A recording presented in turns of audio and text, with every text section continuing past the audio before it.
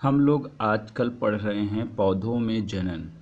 आज हम लोग पढ़ेंगे लघु बीजाणुधानी या माइक्रोस्पोरेंजियम या परागकोश या पॉलन सैक। लघु बीजाणुधानी दो वर्ड से बना है, एक तो लघु बीजाणु और धानी। धानी माने धारण करने वाला, मतलब एक ऐसा थैला, एक ऐसी जगह जहाँ पे लघु बीजाणु रहते हों, मतलब लघु बीजाणु को धारण करने वाला थैला। एंजियम, ये देखिए एंजियम, माइक्रोस्पोरेंजियम। एंजियम का मतलब थैला, सैक, ठीक। या इसी को पराग कोश बोलते हैं, जैसे धन कोश, धन को रखने वाली जगह। तो वैसे पॉलन सैक, पॉलन का थैला, ठीक है। पॉलन के थैले में क्या रखा जाएगा? पॉलन ग्रेन, परागकण। तो लघु बीजाणु कहें या परागकण कहें, दोनों एक ही बात होता है। आप परागकण कहें या इसी को आप बोले लघु बीजाणु, तो लघु बीजाणु को ही परागकण कहते हैं, ठीक, हिंदी में। और अगर यही इंग्लिश में बात करें तो परागकण को पॉलन ग्रेन बोलते हैं, पॉलन ग्रेन या मकरंद बोलते हैं। और लघु बीजाणु को माइक्रोस्पोर बोलते हैं, यही माइक्रोस्पोर ही परागकण कहलाते हैं, ठीक। तो जो परागकणों को रखते हैं उनको परागकोश कहते हैं, या लघु बीजाणु को रखने वाले को माइक्रोस्पोरेंजियम कहते हैं, ठीक।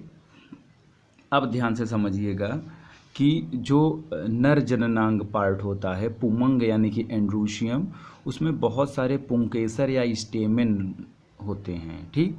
कहने का ये मतलब है कोई फूल जब होता है उसमें इस तरह से बहुत सारे संरचनाएं निकले होते हैं, ऐसे ऐसे ऐसे। फूल को ध्यान से देखिए, गेंदे का फूल भी लेके या सरसों के फूल में और अच्छे से दिखेगा, इस तरह से निकले होते हैं, ठीक। यही स्टेमेन होते हैं, ठीक। ये कुछ इस तरीके से दिखेगा, ये इस तरीके से आपको दिखेगा, ठीक, इस तरीके से निकले होते हैं।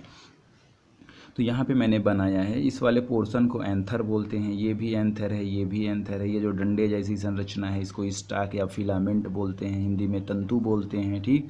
यही वाला पोर्शन जाके थैलमस से या फिर फ्लावर्स के पेटल से जुड़ता है, ठीक। आपको ये याद रखना है। तो हम लोग देख रहे हैं यहाँ पे कि एंजियोस्पर्म यानी आवृत्तबीजी पौधों का एंथर जो है वो बाइलोब्ड होता है, द्विकोष्ठकीय होता है। एक कोष्ठक ये और एक कोष्ठक ये, द्विकोष्ठकीय होता है।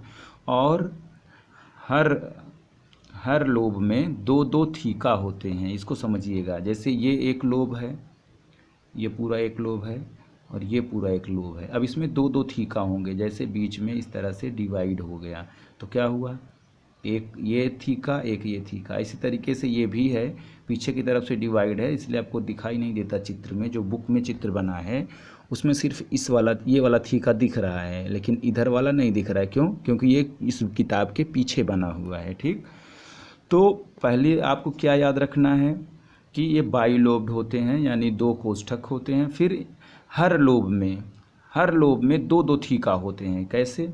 जैसे ये वाला लोब देखें जो मैंने ब्लू पेन से बनाया है, तो एक लोब हो गया, इसमें ये एक थीका, ये एक थीका, इसमें ये एक थीका, ये एक थीका। तो जो एंजियोस्पर्म का एंथर होता है वो बाइलोब्ड और डाइथीकस होता है, बाइलोब्ड और डाइथीकस होता है।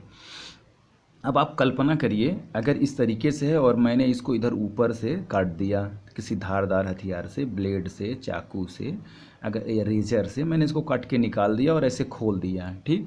जैसे ये पेन है मेरा, अब इसी को ऐसे ऊपर यहाँ से मैंने काट के निकाल लिया और फिर मैं आपको दिखाऊं और आप सोच पाएँ कि इसमें पहले दो कोष्ठक था और फिर उसमें फिर दो दो लोब था, तो ये कुछ इस तरीके से दिखेगा।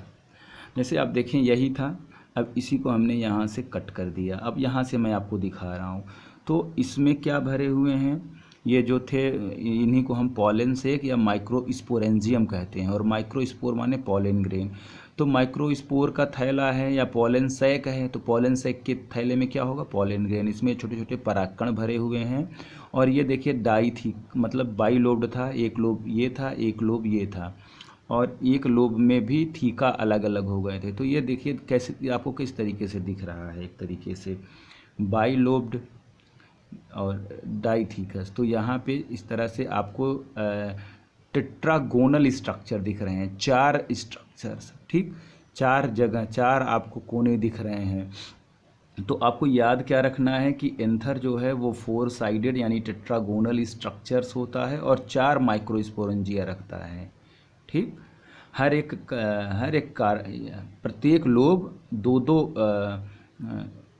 प्रत्येक कार्नर पे दो दो लोब होते हैं। ठीक, तो आपको याद क्या रखना है, जो एंजियोस्पर्म यानी आवृतबीजी पौधों का माइक्रोस्पोरेंजिया होता है, लघु बीजाणुधानी होता है, उसमें 4 साइड होते हैं, 4 किनारे होते हैं, 1 2 3 4।